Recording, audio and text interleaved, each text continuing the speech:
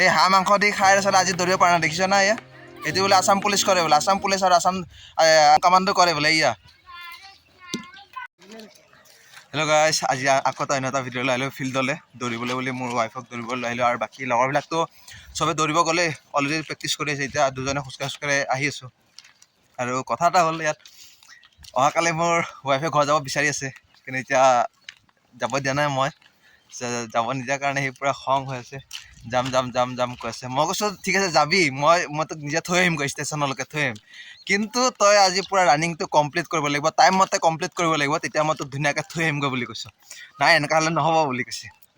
মই কৈছোঁ এনেকুৱা যদি নহয় যাব নোৱাৰা বুলি কৈ দিছোঁ আৰু এতিয়া কি কয় মোৰ মানুহজনে কি কয় দৌৰিব পাৰিবানে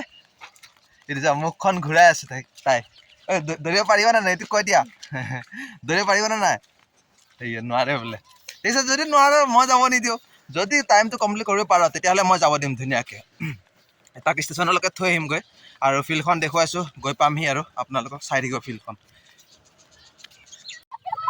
গাইজ ফিল্ডখিনি আহি পাই গ'লোঁ এয়া দৌৰি আছে আৰু মোৰ ৱাইফে ৰেডি হৈ আছে যাবলৈ কাৰণে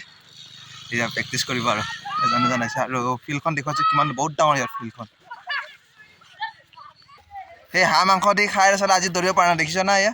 এইটো বোলে আসাম পুলিচ কৰে বোলে আসাম পুলিচ আৰু আসাম কামাণ্ডো কৰে বোলে এয়া আমাৰ গাঁৱৰ নিৰ্বাসী মিণ্টু হাজোৱাৰী ই পূৰা এইবাৰ ফাৰ্ষ্ট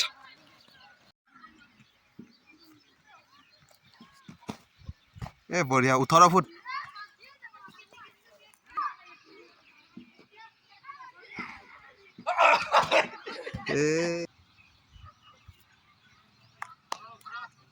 মাৰ বঢ়িয়া বঢ়িয়া বঢ়িয়া 18 ফুট পূৰা পাক্কা